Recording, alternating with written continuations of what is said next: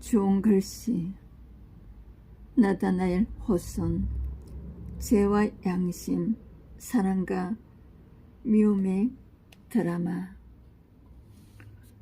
청교도들이 뉴 잉글랜드 지방에 정착하고 삶을 꾸려가기 시작한 지 약 30년이 지난 어느 여름날 아침, 어딘가 엄침하고 엄격한 모습을 한 일단의 군중들이 보스턴이 있는 한 감옥소 앞 광장에 모여 있었다.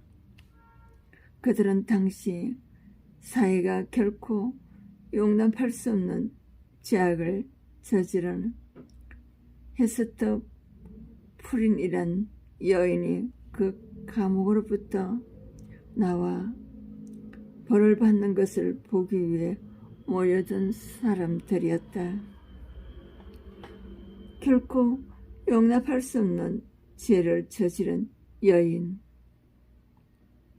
그녀는 가슴에 그녀의 불의의 죄악이 빚어낸 가난 아기를 안고 천천히 자신을 구경하고자 모여든 군중들 앞으로 걸어 나왔다. 그녀의 가슴 옷자락에 빨간 천의 금실로 간음을 상징하는 A란 글자가 수놓아져 붙여져 있었다. 그것은 이제부터 그녀가 평생 들어붙이고 다녀야 할 죄악의 상징이었다. 그러나 끔찍한 죄악을 저지른 여인치고는 너무도 아름다운 헤스터 프린은 그녀를 둘러싸고 있는 불행의 후광을 받아 더욱 품이 있어 보이는 모습이었다. 군중들은 그런 헤스터를 야박한 말로 매도한다. 헤스터의 죄를 더욱 가정시키는 것은 그녀가 자기 애인의 이름을 밝히려 하지 않는 데 있었다.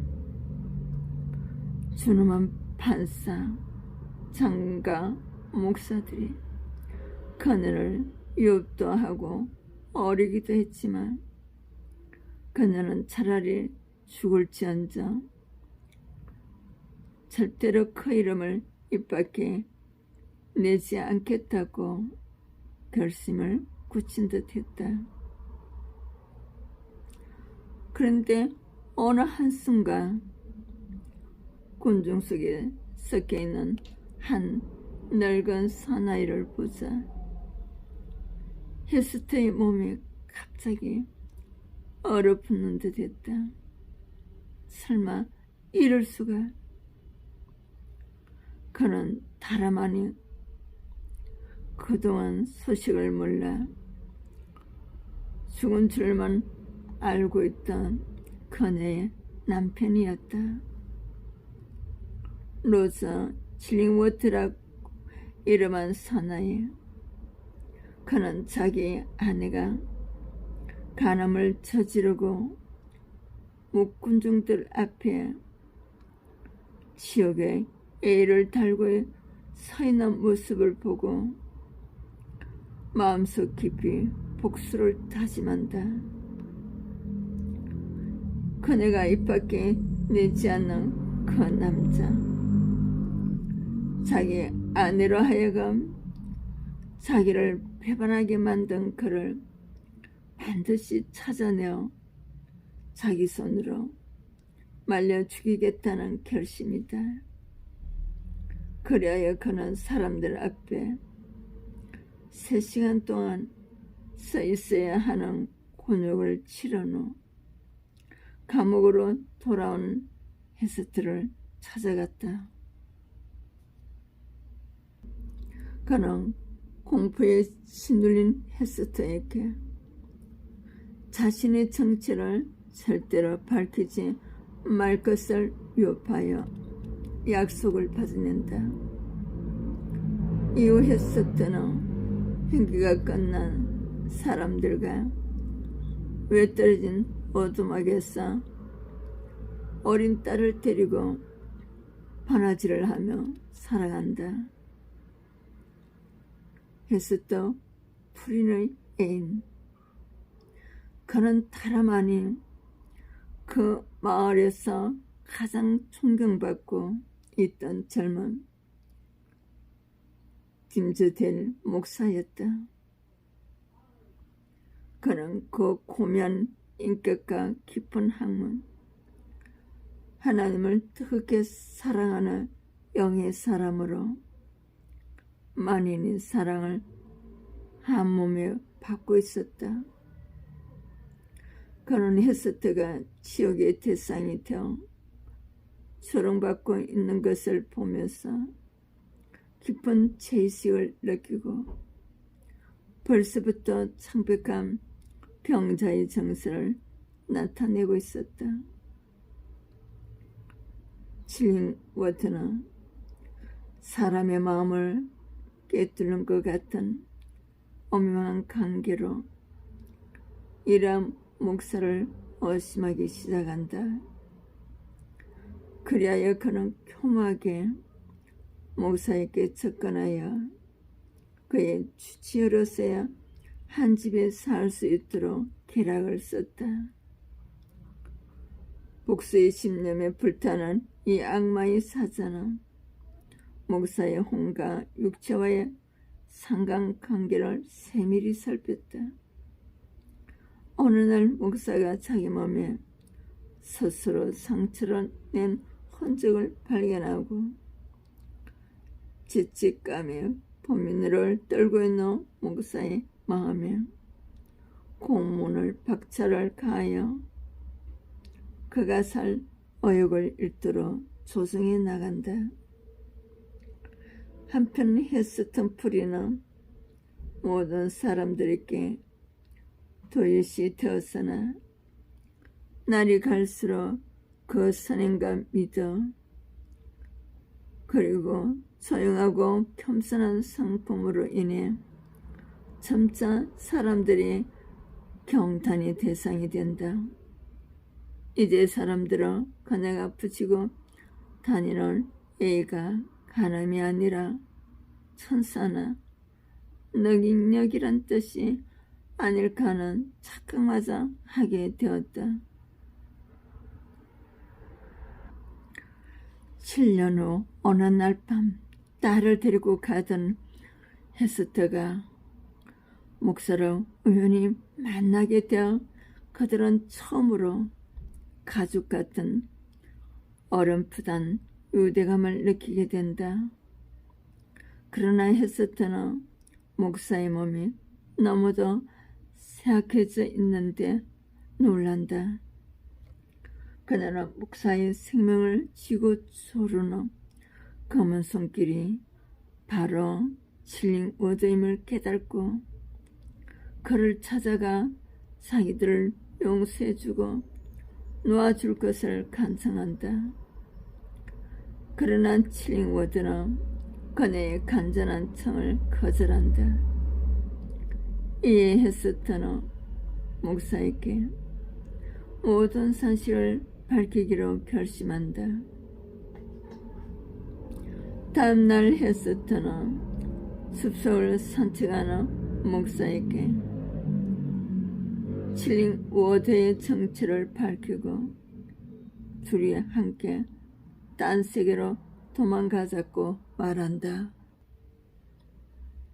순간 목사의 얼굴에 기쁨이 넘치지만 그는 가슴속 깊이 뭔가 꼴들이 생각하는 그 가치도 보였다. 새 지사 선출의 화려한 아침, 딤즈델 목사는 모든 사람들이 감탄할 만큼 훌륭한 설교를 한 뒤 자기 스스로 7년 전 헤스터가 사람들 앞에 모욕을 받던 그 체형대 위에 올라 헤스트와 딸의 손을 붙잡고 자신의 죄를 고백한다.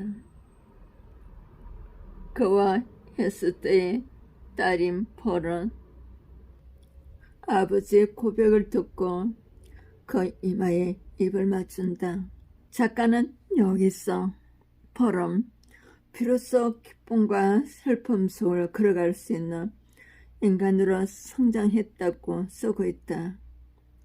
폴은 죄를 지었으나 그 죄를 고백한 부모에 대한 연민과 사랑을 안고 세상을 헤쳐나갈 수 있는 힘을 얻은 것이다. 팀더데일 목사는 딸의 키스를 받고 숨을 거둔다. 그의 드러난 가슴에는 진홍빛의 A가 선명하게 새겨져 있었다. 이후 헤스트는 가슴이 탄 그 주홍 글씨를 떼어내지 않고 평생 붙이고 산다. 이제 그 A는 그녀에게 수치가 아니라 그녀가 사랑했던 팀더데일 목사가 그녀에게 남긴 진정한 사랑의 흔적이기 때문이다. 이 작품을 쓴 나다넬 호소는 1804년 매사추세츠 셀렘에서 태어났다. 아버지는 선장이었으나 그의 선조는 되도록 엄격한 선교도였으며 특히 고조부인 존 호소는 선교도들의 지도자로 악명 높았던 셀렘의 마녀 소탕 때 잔인한 재판과 노릇을 했던 사람이었다. 당시 마녀라고 의심받아 존 호손으로부터 처형당했던 한 여인은 죽으면서 하나님께서 너에게 죽음의 피를 마시게 할 것이라는 저주를 퍼부었다. 호소는 평생 이 암울한 저주의 말에서 헤어나지 못했고 그 저주의 어두운 그늘이 호손의 마음을 항상 무겁게 짓누르고 있었다. 그가 그의 작품 속에 인간 영혼의 어두운 면을 깊이 파헤치는 데 주력하게 된 것은 이런 삶의 배경 탓이기도 하다. 그러기에 그는 우리가 흔히 미덕과 정결, 헌신의 상징으로 생각하는 청교도들을 매정하고 엄선한 사람들로 묘사했다. 곤봉을 통 무슨 얼굴을 한 그 형리의 얼굴은 청교도의 법전에 지닌 엄격하게 거짓없는 성격을 그대로 닮았으며 그는 이처럼 짧은 문구 속에서 잔인한 형리와 청교도들을 한데 묶어 놓았다. 헤스트 폴과 팀더데일 목사는 이러한 배경 가운데 태어났다. 다른 사회나 시대에서라면 한간 수치스러운 연애 사건으로 끝나고 말았을 그 사건이 결코 용납될 수 없는 죄로 부각되고 영원히 지울 수 없는 붉은 죄인이 낙인이 찍혀야 했던 원인이 그러니까 전적으로 청교도라고 하는 특수한 사람들이 모여있던 그 사회 탓이라는 것이다. 호소는 이런 특수한 배경을 인간 심리의 가장 미묘한 점들, 특별히 도덕과 죄의 근원적인 상관관계를 그의 날카로운 필치로 묘사하는 데 최대한으로 이용했다. 윤리와 제어시, 고전하고 찬이란 복수, 이러한 것들은 황량한 개척지에서 용서 없는 엄격한 법전만 의지하고 살아가는 뉴 잉글랜드라고 하는 그 사이에서 더욱 강명하게 나타나는 재료들이다.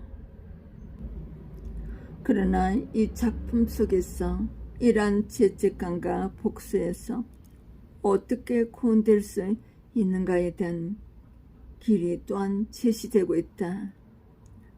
이 작품을 읽으면서 우리가 놀랍게 되는 사실은 사람들부터 멸시와 천대를 받고 평생 좋은 글씨로 붙이고 다녀야 하는 헤스터가 비록 외면적으로는 비참했을지 모르나 그의 양심은 조금 더 어두운 그림자가 드리워져 있지 않았다는 점이다. 그것은 그의 처음 모습을 묘사한 글에서 더욱 잘 느껴진다. 게다가 당시의 성숙한 기분 같은 자태가 전신을 휘감고 있었다. 헤스터 프린이 감옥에서 나온 이때만큼 그녀가 그렇게 기분있게 보인 적은 없었다. 죄의 표시를 가슴에 붙이고 죄인으로 서 있는 그 여인이 성숙한 기분같이 보인다는 사실. 작가가 이런 표현을 쓴 데는 분명한 의도가 엿보인다. 자신의 죄가 드러났기에 오히려 떳떳했고 구원받을 수 있었던 여인을 말하고 싶었던 것이리라. 여기서 독자는 양심이 극심한 가책으로 괴로워하는 팀제데일 목사가 그 고통에서 자유로워지는 한 가지 길이 무엇인가를 깨닫게 된다. 그것은 헤스터 프린처럼 사람들 앞에 자기의 죄를 고백하는 것이다. 그러나 그럴 수 없는 데에 팀제데일 목사의 딜레마가 있다. 그는 차라리 자기 죄 앞에 정직했던 헤스터가 부러웠을지도 모른다. 어쩌면 그는 어떤 강건증의 힘이 자기의 죄를 드러나게 해주기로 기다렸을지도 모른다. 그러기에 그는 그 딜레마에서 벗어나고서 밤마다 가족 해초리로 피가 나도록 자신을 고문했던 것이다. 한편 작가는 여기서 복수의 썬뿌리를 품고 있는 저 칠링워드의 모습을 통해 용서를 모르는 정오가 얼마나 추악한 것인가를 우리에게 전해준다. 그는 처음 그 마을에 나타났을 때만 해도 어젓하고 명상적이며 학자다운 모습이었으나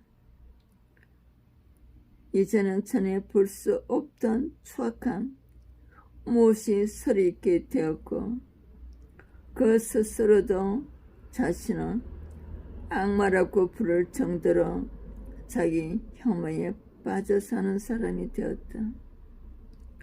심지어 어떤 이틀은 그가 실험실에서 지옥의 연료로 불을 피우기 때문에 그 연기에 걸려 겉으로 추악해졌다고 말하기까지 한다. 그렇다. 그 사람이야말로 지옥에서 영원히 타오르는 불, 정오와 원한이라는 불로 스스로를 태우며 멸망해 가는 사람이었다. 정오와 원한이란 죄는 간음의 죄보다도 얼마나 더 무서운 죄일까.